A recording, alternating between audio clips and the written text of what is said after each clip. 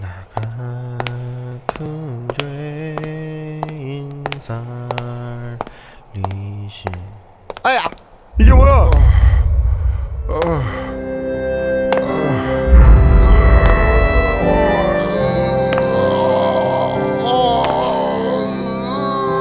좁은 문으로 들어왔습니까? 좁은 문으로 들어온 사람은 좁은 길 걸어가야 합니다. 그러나 들어와 놓고는 겁이 나서 걸어가기를 싫어해요. 그리고는 넓은 길을 기웃기웃거리면서 그래서 적당히 교회만 드나드는 분들이 계세요. 그 결과 반드시 영생을 얻을 수 있다고 아무도 장담할 수가 없습니다. 생명이 실제가 됐다면, 이 신앙이 실제가 됐다면, 이 복음의 진리가 실제가 됐다면, 천국이 실제가 됐다면 억지로 죽지 못해 하는, 그냥 어렵고 힘들고 쥐어짜듯이 하는 이런 신앙생활이란 존재할 수가 없다는 것입니다.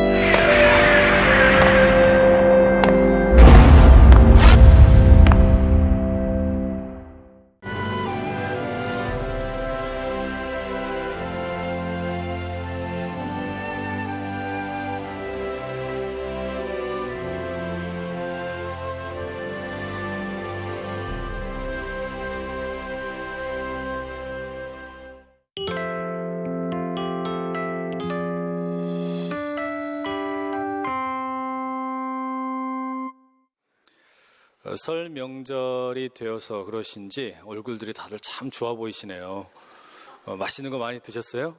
예, 우리 옆에 계신 분들과 다시 한번 우리 새해 인사 한번 나누실까요? 새해 복 많이 받으세요. 함께 인사합니다. 예.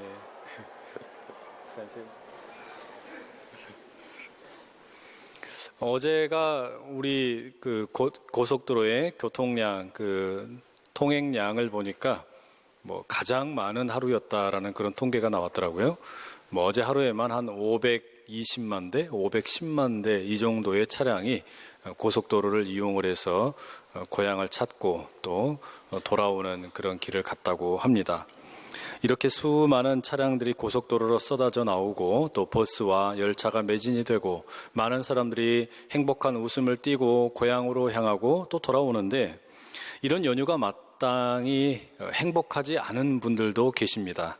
명절을 앞두고 사업장에 화재가 발생하여 큰 피해를 입은 집사님, 또 출근하는 길에 교통사고를 당해 병원에서 명절을 보내시게 된 성도님, 이산 가족이 되어 고향에 돌아가지 못하는 우리 이웃들, 취업을 하지 못해 떡국 대신에 혼밥을 즐기며 학원에 묶여있는 청년들, 장애인 가족이 있어서 그들을 돌보느라 명절이 되면 더 힘겨워지는 가족들, 또 한국에 일을 하기 위해 가족과 고향을 멀리한 채 찾아온 우리 외국인 노동자들, 이런 분들에게는 설 명절이 그냥 반갑지만은 않습니다. 그런데 이처럼 설 명절이 돌아오는 것이 그렇게 반갑지 않은 이들에게 꿈같은 소식이 전해진다면 어떻게 될까요? 사업장 화재 보상이 다 되었고, 교통사고 후유증이 하나도 없고, 좋은 직장에 합격을 하고, 남한과 북한이 통일이 되고, 장애인이 살기에 아무런 불편함이 없는 세상이 되고, 고향에 있는 가족들이 한국에 방문하여 휴가를 같이 보낼 수 있다. 뭐 이런 꿈같은 소식을 누군가가 전화로 전달해 주었다. 기분이 어떻겠습니까? 기쁘겠죠. 그런데 이게 너무 현실과 동떨어진 그런 소식을 접하게 되면 이게 믿어지기보다는 황당하다, 또 믿기 어렵다, 이런 생각을 가질 수 있습니다. 오히려 그렇게 전화하는 사람이 있으면 너 혹시 나를 놀리는 거냐? 전화로 지금 나를 장난질하는 거냐? 이런 희망 고문을 하는 거냐? 이런 생각이 들 수도 있다라는 말이죠.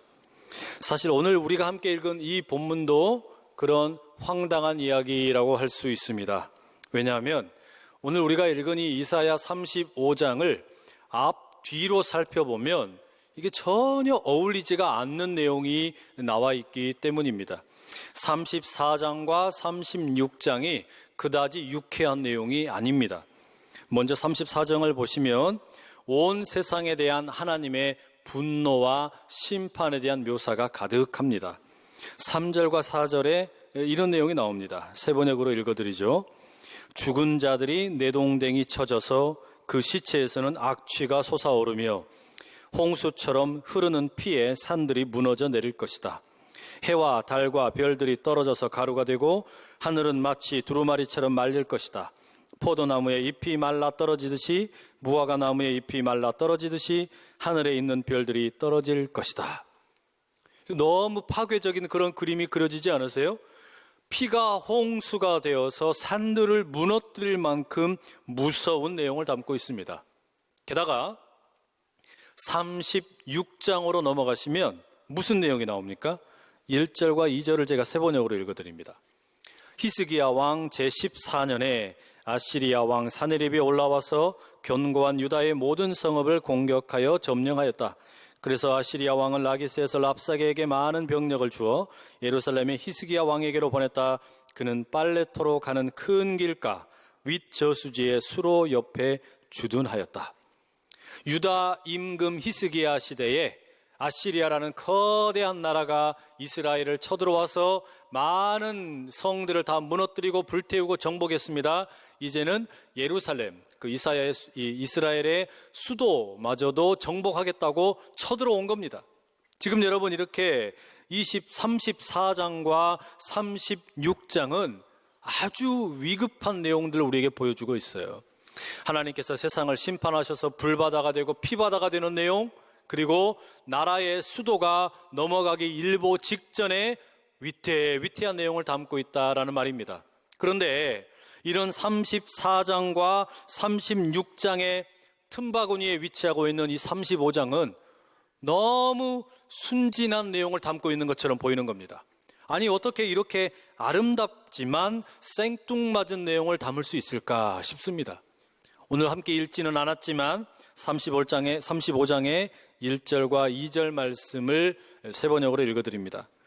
광야와 메마른 땅이 기뻐하며 사막이 백합화처럼 피어 즐거워할 것이다. 사막은 꽃이 무성하게 피어 크게 기뻐하며 즐겁게 소리칠 것이다. 레바논의 영광과 갈멜과 샤론의 영화가 사막에 꽃 피며 사람들이 주님의 영광을 보며 우리 하나님의 영화를 볼 것이다. 좋죠? 얼마나 좋은 내용입니까? 그런데 이 좋은 내용이 그 자체로는 너무 좋지만 앞 뒤에 나오는 내용과 연결을 시켜보면 이게 영 이상합니다. 너무 뚱딴지 같은 내용인 거예요. 이질적인 거죠. 전혀 개연성이 없는 내용을 담고 있는 것처럼 그렇게 보인다라는 말입니다. 말하자면 지금 현실은 포탄이 날아다니고 총칼이 난무하는 전쟁터인데 거기서 뭐라 그러는 거예요? 평화롭다라고 이야기하는 것 같고, 또 시리아 난민들이 거주하는 캠프에서 죽어가는 어린이들이 너무너무 많은데 바로 거기에서 지금 뭐라고 말하는 겁니까? 배부른 희망을 이야기하는 것처럼 보입니다. 게다가 죽음의 겨울을 보내는 노숙자들 앞에서 헛된 기쁨을 이야기하는 것 같다라는 말이죠. 그런 이유 때문인지 모르지만 이사야서를 연구하는 학자들은 이 본문의 위치가 좀 잘못된 것 같다라고 말하는 분들도 종종 있습니다. 이사야서는 크게 두 부분으로 나누어집니다. 전체가 66장인데 1장에서부터 39장까지는 주로 심판에 대한 이야기가 가득하고, 이어지는 40장에서 66장까지는 회복에 대한 메시지가 가득합니다. 그런데 35장은 회복을 이야기하는 40장 그 뒷부분에 위치한 게 아니라 앞부분에 위치하고 있는 거예요. 그러니 이 35장의 위치를 바꾸어야 될 것 같다. 35장을 앞부분에 둘 게 아니라 사실은 40장 뒤쪽으로 가야 맞는 것 같다. 그래야 자연스럽다. 이렇게 이야기하는 분들이 있다라는 말이에요. 그럼 여러분, 우리가 질문이 하나 생기는 겁니다. 도대체 누가 35장을 현재의 위치에 갖다 놓았냐라는 거예요. 누가 여기다 갖다 놨을까요? 이사야서를 기록한 저자가 이렇게 했을까요? 아닙니다. 성령께서 그렇게 하셨습니다. 성령께서 이사야서를 기록한 저자에게 이렇게 말씀하신 거예요. 여기에다가 이 말씀을 기록해라. 여기에 이 말씀을 두어라. 이런 말씀을 하셨죠. 왜 이렇게 어색한 자리에다가 35장에 어울리지 않는 내용을 갖다 놓았을까? 저는 이런 신학적인 상상을 해보았습니다. 성령께서 이사야서를 기록하는 저자에게 말씀을 하시는 거예요. 앞뒤로는 아무런 희망도 보이지 않고 절망과 상처와 모든 상함들만 가득한 것 같고 누구도 지금 희망을 기대할 수 없고 기쁨을 기대할 수 없고 어떤 즐거운 일을 기대할 수 없는 그 모든 문맥을 끊어버려라. 그리고 거기에 생뚱맞는 하나님의 희망을 집어넣어라. 부정적인 흐름의 문맥을 차단하고 절망과 슬픔과 아픔의 흐름을 가로막고 뒤집어라. 이렇게밖에 이해할 수가 없다라는 말입니다. 성령께서 영감을 주셔서 그럴듯하게 이해될 수 있는 자리가 아니라 조금도 이해되지 않는 자리에 오늘 우리가 함께 읽은 이사야 35장의 본문이 들어있습니다. 그런데 여러분, 이것은 이사야 35장만의 이야기가 아닙니다. 이게 성령께서 오늘 우리 가운데 이야기하시는 희망의 이야기이며 성령께서 들려주시는 회복의 이야기이며 성령께서 말씀하시는 새로움의 이야기인 줄로 믿습니다. 누구도 생각하지 못하던 때에 느닷없는 자리에 하나님께서는 우리에게 희망과 기쁨과 새로움을 선포하신다라는 말입니다. 모두가 잘 될 것이라고 이야기할 때는 굳이 잘 될 거란 이야기할 필요가 없지요. 하지만 모두가 다 부정적으로 이야기하고 누구도 감히 긍정적인 이야기를 할 수 없고 은혜에 대해서 이야기할 수 없는 그때에 성령께서는 우리의 입을 통하여 말씀하게 하시는 겁니다. 바로 그러한 절망스러운 상태에 있는 이들에게 희망과 소망과 기쁨을 선포하라 말씀하시는 겁니다. 감히 꿈꿀 수 없는 상황인데도 선포하게 하시고 지난 시간도 힘들었고 앞으로 다가올 시간도 힘들어 보이는데 바로 그런 한복판에 끼어있는 이사야 35장 같은 우리의 인생인데도 불구하고 하나님께서 우리에게 들려주시는 겁니다. 희망을 가지고 소망을 가지고 기쁨을 가지고 이 한 해를 출발하라 말씀하시는 겁니다. 그래서 우리는 2017년을 시작하면서 고린도후서 5장 17절의 말씀을 붙잡았죠. 그런즉 누구든지 그리스도 안에 있으면 새로운 피조물이라 이전 것은 지나갔으니 보라 새 것이 되었도다. 여러분, 이 새롭게 되는 것은 감히 생각하지 못하던 때에 아무도 꿈꾸지 못하던 때에 이런 일이 과연 일어날 수 있을까 그렇게 질문이 생기는 때에 하나님께서 행하시는 새로운 희망이요 기쁨이요 소망인 줄로 믿습니다. 그럼 여러분, 오늘 이 본문은 구체적으로 우리에게 어떤 변화를 일으키신다고 말씀하실까요? 이 본문에는 우리에게 세 가지의 변화를 들려주고 있습니다. 하나님께서 그렇게 모든 부정적인 흐름과 모든 원망과 악한 어떤 물줄기가 흘러가는데 그 물줄기를 딱 가로막고서 말씀하시는 변화 세 가지가 있습니다. 그 첫째가 뭐냐면 장소의 변화입니다. 1절과 2절의 말씀을 제가 다시 한번 읽어드립니다. 광야와 메마른 땅이 기뻐하며 사막이 백합화와 같이 피어 즐거워하며 무성하게 피어 기쁜 노래로 즐거워하며 레바논의 영광과 갈멜과 사론의 아름다움을 얻을 것이라. 그것들이 여호와의 영광 곧 우리 하나님의 아름다움을 보리로다. 제일 먼저 언급되는 게 뭐냐면 장소에 대한 이야기입니다. 광야와 메마른 땅이 변화가 일어날 거라는 겁니다. 광야, 메마른 땅, 사막 어떤 곳입니까? 살기 어려운 곳이죠. 살기가 어렵고 생명의 기운을 쉽사리 느끼기 어려운 곳입니다. 오히려 전쟁이 기다리고 있고 죽음이 기다리고 있는 땅입니다. 원망과 실망과 탄식이 가득한 땅입니다. 그런데 바로 그런 광야와 메마른 땅과 사막을 이제 꽃이 핀 곳으로 바꿔주시고 이제는 기쁨의 찬송이 가득한 땅으로 바꾸시겠다 말씀하십니다. 7절도 이렇게 이야기하시죠. 세번역 성경으로 이렇게 되어 있습니다. 뜨겁게 타오르던 땅은 연못이 되고 메마른 땅은 물이 쏟아져 나오는 샘이 될 것이다. 승냥이 떼가 뒹굴며 살던 곳에는 풀 대신에 갈대와 왕골이 날 것이다. 여러분 보십시오. 이스라엘이 지금 거하고 있는 장소가 메마른 땅이든지 광야이든지 사막이든지 그것이 어떤 곳이든지 간에 이제 이전과 상관없이 장소를 새롭게 하시겠다라고 말씀하십니다. 여러분에게 묻습니다. 지금 여러분이 거하고 계시는 곳은, 여러분이 계시는 장소는 어떤 곳입니까? 사막입니까? 광야입니까? 메마른 땅입니까? 혹은 매연과 미세먼지와 황사와 오염물질이 가득하여 숨을 쉴 수 없는 곳입니까? 혹은 경쟁으로 인하여 사람 냄새를 맡을 수 없는 치열한 삶의 현장입니까? 혹은 돈이 사람보다 대접받고 있는 그런 안타깝고 비정한 곳입니까? 그곳이 어떤 곳이든 우리 하나님께서 이 새해 동안에 새로운 땅으로 장소를 바꾸어 주실 줄로 믿습니다. 죽음의 땅을 광야와 메마른 땅과 사막을 꽃이 가득 피어 있는 아름다운 땅으로 바꾸실 것을 믿으실 수 있기를 축복합니다. 두 번째 변화는 사람에게 변화가 일어나는 것입니다. 특별히 고통을 당하고 있는 사람에게 일어날 변화에 대하여 오늘 본문이 이야기해 주고 있습니다. 고통이라는 것은 우리에게 여러 가지 다양한 모습으로 나타날 수가 있겠지요. 프랑스의 여성 철학자 중에 신비주의 철학자 중에 시몬 르 베이유라는 사람이 있습니다. 이 사람이 쓴 책 중에 하나님을 기다리며 이런 책이 있는데 그 내용에 보면 고통에는 육체적인 고통이 있고 사회적인 고통이 있고 영적인 고통이 있다. 뭐 이런 이야기를 들려줍니다. 그런데 이런 고통으로 신음하던 사람들에게 지금 오늘 본문이 뭐라고 말하냐? 변화가 일어난다라고 말합니다. 5절과 6절 상반절에 이런 기록이 있죠. 그때에 맹인의 눈이 밝을 것이며 못 듣는 사람의 귀가 열릴 것이며 그때에 저는 자는 사슴같이 뛸 것이며 말 못하는 자의 혀는 노래하리니.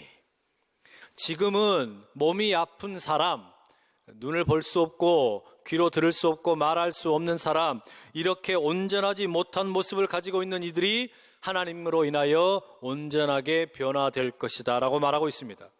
물론 여러분, 지금 우리 가운데 연약한 병마로 인하여 힘겨워하는 분들, 때로는 장애가 있어서 어려운 분들 계시지요. 이런 질병이나 장애 가운데에는 우리가 사는 동안에 고쳐지지 않는 질병들이나 장애도 있습니다. 회복되기 어려울 수도 있습니다. 그런데 우리 주님께서 그 고통당하고 있는 사람을 새롭게 하시겠다는 거예요. 주님으로 인하여 새롭게 되는 일이 일어날 것이라는 말입니다. 그 고통당하는 사람이 오히려 건강한 사람을 부끄럽게 하고 연약하고 약한 사람이 오히려 건강한 사람을 창피하게 만드는 일이 벌어지게 될 것이라 노래하고 있는 겁니다. 미국의 조지아주에 가면은 콜롬비아 신학대학원이라는 미국 장로교에 소속된 신학교가 있습니다. 그곳에서 오랫동안 예배와 설교를 가르쳤고 지금은 이제 듀크 대학교라는 곳으로 이직을 해서 가르치고 있는 찰스 캠벨이라는 교수님이 있습니다. 이분이 설교학 수업 시간에 학생들에게 꼭 요구하는 과제가 하나 있는데 그게 뭐냐면 주변에 있는 대도시 애틀랜타 다운타운으로 가서 노숙자들을 위하여 예배를 집례하고 설교하도록 하는 과제입니다. 하루는 자신의 학생들과 이 교수님이 함께 그 애틀랜타의 그 다운타운으로 내려갔어요.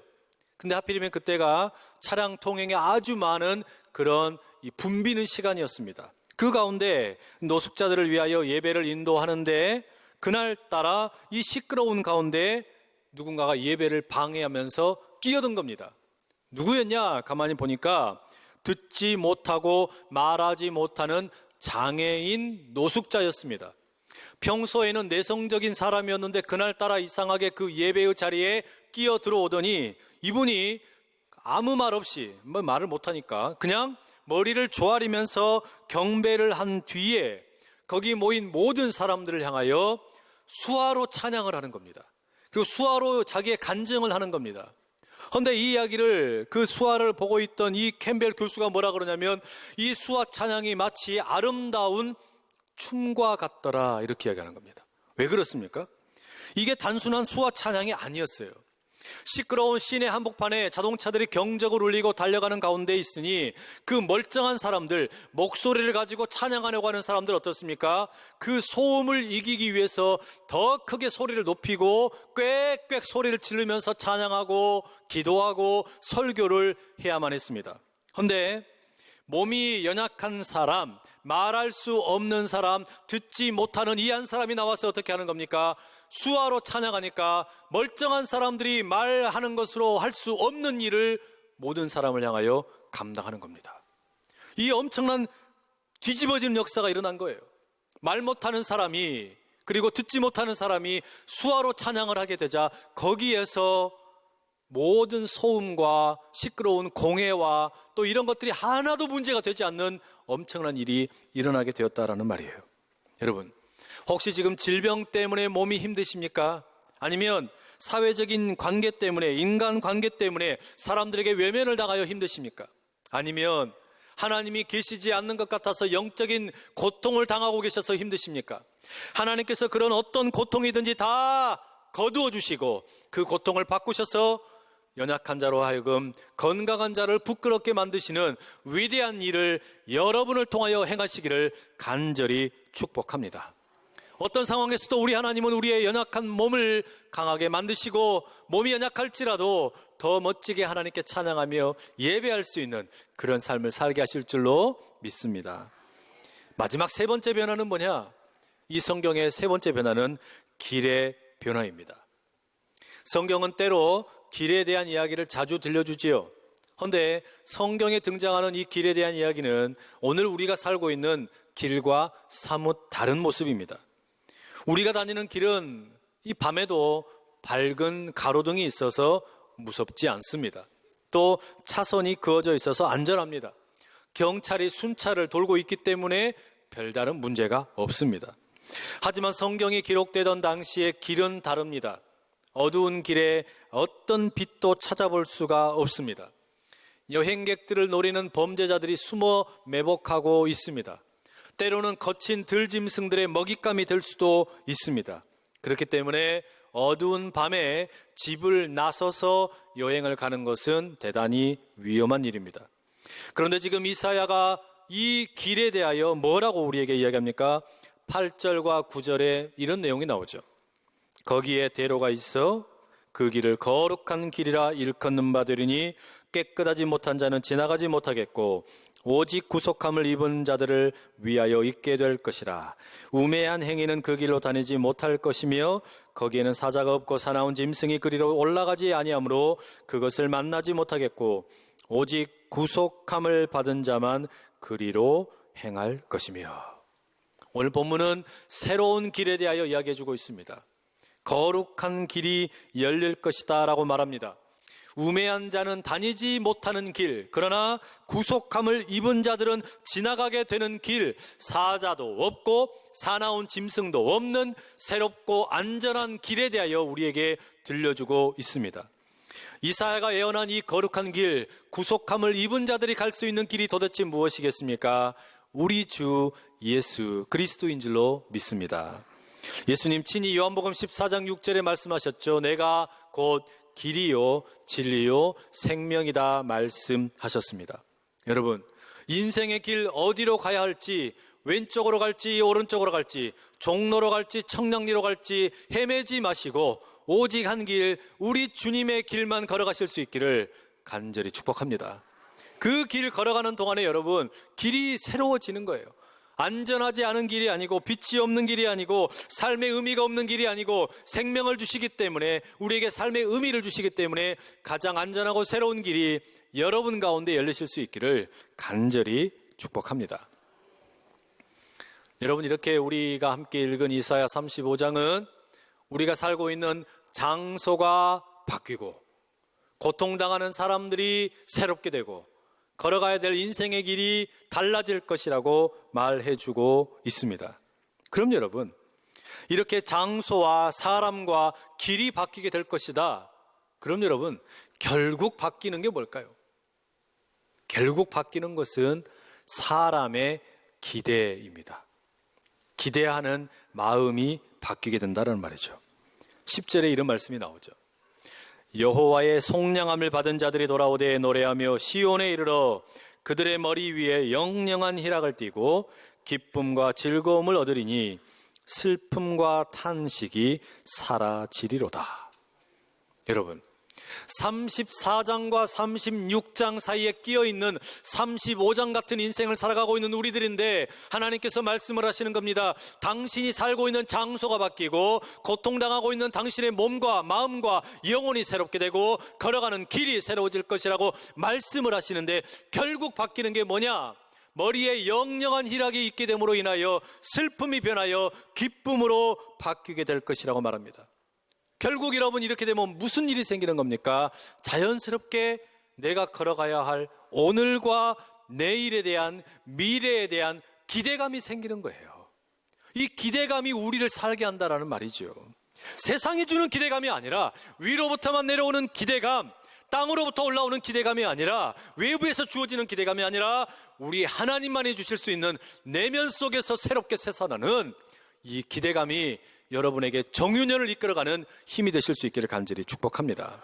내가 현실에 거하는 이 장소가 아무리 황무지 같고 광야 같고 메마른 땅 같고 사막 같을지라도 우리 주님께서 바꾸시면 백합화가 피어있는 꽃이 가득한 곳이 될 것이며, 지금 걸어가고 있는 이 길이 아무리 어려울지라도 우리 주 예수 그리스도를 만나게 되면 그 길이 가장 새로운 길이 될 것이고, 고통받고 있는 이 몸과 마음과 영혼이 주님으로 인하여 온전히 새로워질 것을 믿음으로 인하여 여러분 안에 내가 기대했던 것보다 훨씬 더 큰 일을 행하시는 그 하나님으로 인하여 날마다 기대감이 솟아나는 복된 이 한 해 되시기를 간절히 축복합니다.